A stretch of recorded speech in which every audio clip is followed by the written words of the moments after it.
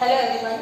Today we will discuss paper number 501 Inorganic Chemistry and Industrial Chemistry. Unit number 2 Crystal Field Theory 1. First of all, this theory was introduced by Hans Bethe in 1929 and he proposed this theory for the explanation of structure and stability of the coordination complexes.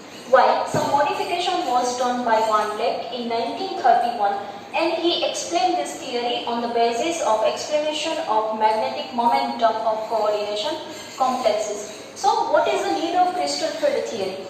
As we know that there are certain theories available for valence coordination compounds like valence bond theory, molecular orbital theory, and there are certain limitations of valence bond theory like it fails to explain the tetravalency of carbon.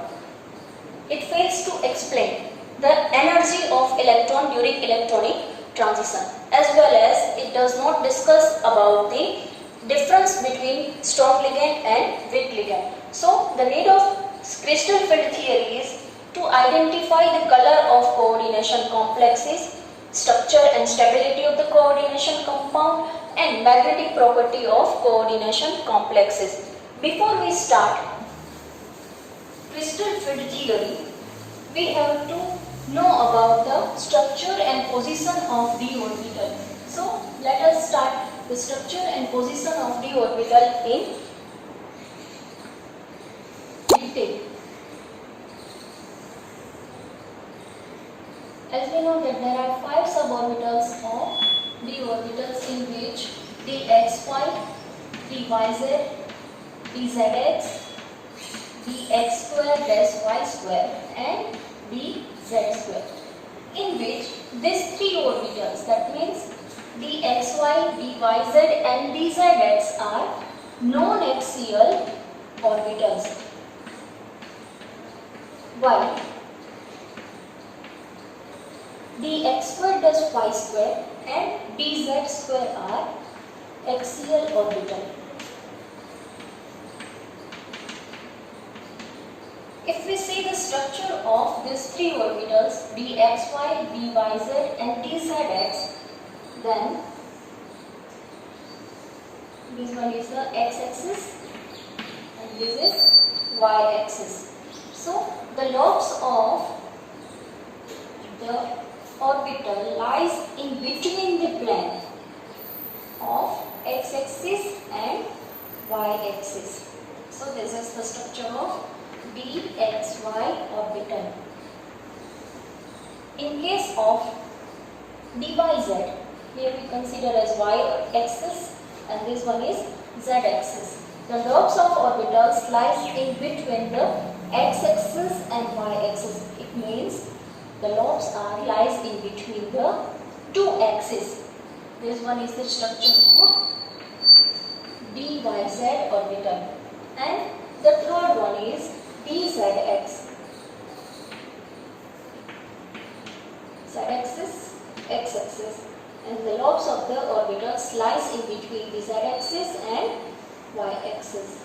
So here is the structure of dzx orbital. So as we say that if some ligands are come nearer to central metal atom, it is directly approached from the 2 axes, in between the 2 axes. So what happened?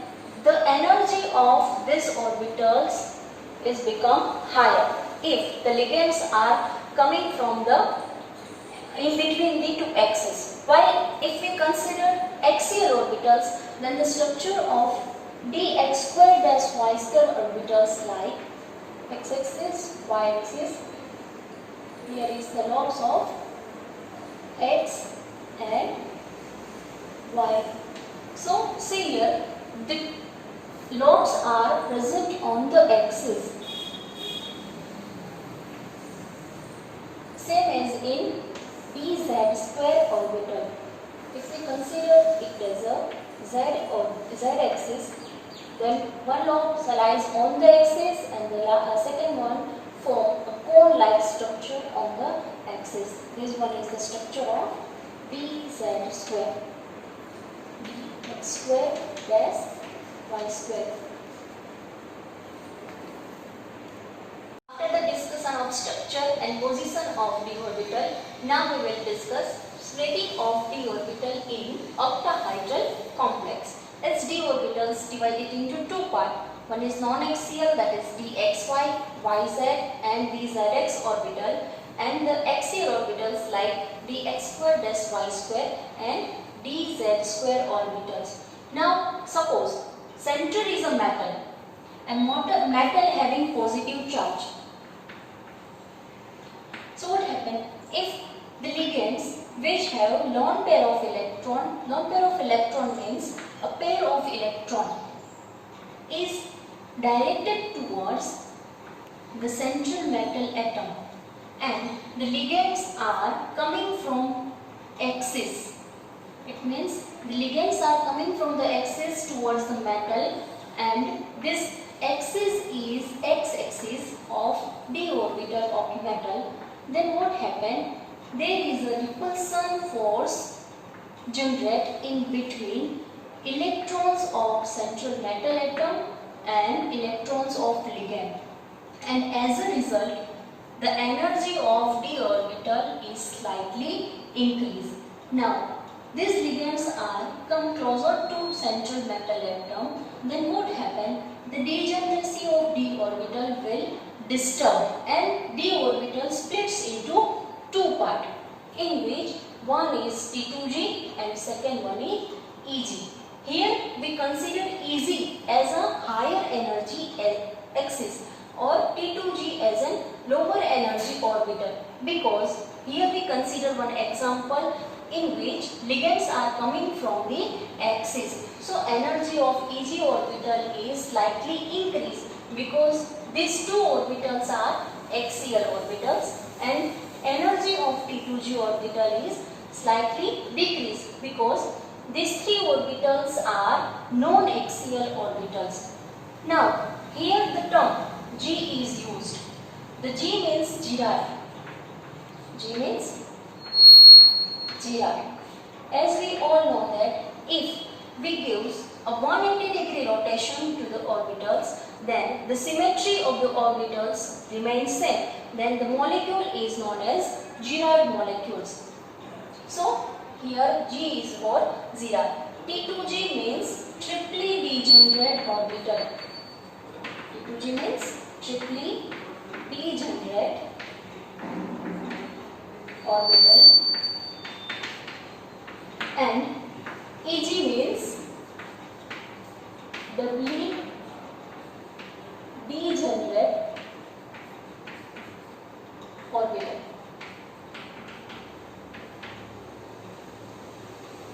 Now, if we consider that ligands are of two types, one is strong ligand and second one is weak ligand.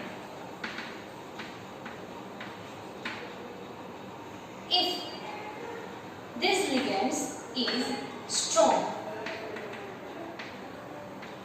then what happens? The electrons are occupied in the orbitals by using the principle of outbound, and each electrons occupy in T2g orbital. Then after pairing of electron is observed. Means अगर strong ligand हम use करते हैं तो क्या होगा कि जो strong ligand है उसकी इफेक्ट होगी, जिससे लिए ये जो इलेक्ट्रॉन्स है वो एक्साइटेड स्टेट में जंप लगाने के पहले इलेक्ट्रॉन्स है वो यहाँ पर पेयर हो जाएंगे. So the maximum electrons become paired and only one electron remain unpaired. So by using strong ligand, the complex is formed like low spin complex.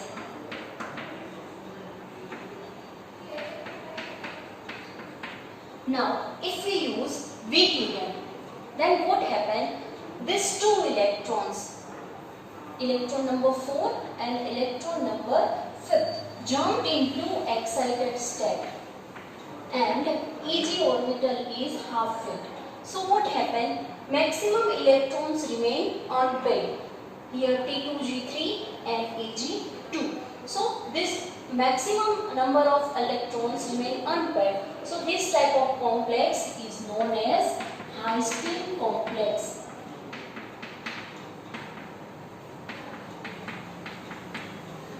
Now, what is the electronic configuration of this complexes in the form of P2G and Ag orbital? As we know that if we were to write electronic configuration of elements, then what we used? S orbital, P orbital and D orbital or S orbital. But in case of CFT, we will dealing with D orbital. That means only D orbital is participate for the formation of coordination complexes. अगर जो D orbital है वो हमारा participate करता है, तो यहाँ पर जो D orbital है उसका splitting two parts में होता है. One is T2G and second one is Eg. अगर जो इलेक्ट्रॉन है वो T2G में एंटर होते हैं, अगर हम यहाँ पर एग्जांपल ले तो ये D5 केस है. So these three electrons are entering into T2G orbital and remaining two are in Eg orbital. So electronic configuration for D5 is T2G3 Eg2 in case of high spin complex. But if we use a low spin complex, then these electrons become paired and electronic configuration of these orbitals is different. Says D5 is equal to T2G5 Eg0, and this complex is known as low spin complex. So, according to types of ligand which is directly attached with central metal atom, octahedral complex are considered as high spin complexes and low spin complexes. It means we have to study high spin complexes and low spin complexes in the case of octahedral complexes. What is the difference between high spin and low spin complex? High spin or low spin complex are generally defined on the basis of ligands which attached with central metal atom. Now, if we consider one case, that is D7, means total 7 electrons are present in D orbital. 1, 2, 3, 4. The arrangement of electron is 1, 2, 3, 4, 5. Remaining 6 and 7th electron are paired with first and second electron. Now, if these electrons are in the case of high spin complex, then what happens? In the case of octahedral, D orbital splits into two parts, T2G and Eg. So, first electron enter into T2G orbital, second and third. As here we discuss about the high spin complex, the next electron jumped into higher energy state, that is Eg orbital. So, fourth and fifth electron enter into Eg orbital. Now, these all orbitals are half filled. So, the next electron number 6 is again entered into ground state energy, that is T2G. So, 6 electron occupy in T2G orbital and the 7 is all in T2G orbitals. So, electronic configuration for D7 in high spin complex will be T2G 5 and Eg 2. Now, if we consider a low spin complex, then what happens? Again, in the case of octahedral complex, D orbital splits into two parts, T2G and Eg. So, in the case of D7, first electrons enter into T2g orbital. These 3 electrons are entered into T2g orbital, while the fourth one electron is either jumped into Eg orbital or it remained present on T2g orbital, but due to presence of strong ligand, electron remain in ground state, means in T2g orbital. So electron number 4, 5 and 6 are entered into T2g orbital. The remaining electron number 7 enter into higher energy orbital as this orbital become fully occupied. So the electronic configuration for low spin complex is T2g6, Eg1. What is happen in high spin complex and low spin complex? Here we know that there is a need of electrical energy. It means electrostatic force to jump electron into ground state to excited state. So we need a splitting energy delta octahedral and pairing energy P. In high spin complex, what happened? The value of delta octahedral is lower. It means the value of delta octahedral is less than pairing energy P. So the electrons are jumped into higher energy orbital as it required lower energy from transition from lower energy to higher energy. While in the case of low spin complex, the value of delta octahedral splitting energy is greater than pairing energy P, and as a result electrons does not occupy in higher energy level. It means electron is not able to jump into excited state. So what happened? Electron remain present in a ground state due to higher energy difference between T2g and Eg orbital as compared to high spin complexes. Now the term P, that is pairing energy. If we consider here the pairing energy value is higher. So what happened? Electron does not pair and it remains maximum unpaired electron, and as a result this complex is known as high spin complex. While in case of low spin complex, the value of pairing energy is low, and as a result maximum electrons remain in pair. So this complex is formed low spin complex, and the ligand which is used to form low spin complex are known as strong ligand, and the ligand which is used for the formation of high spin complex are known as weak ligand. Now what is P? Means how to define pairing energy. The total energy which required to pair an electron is known as pairing energy P. Here higher energy is required to pair the electron, so the complex is high spin.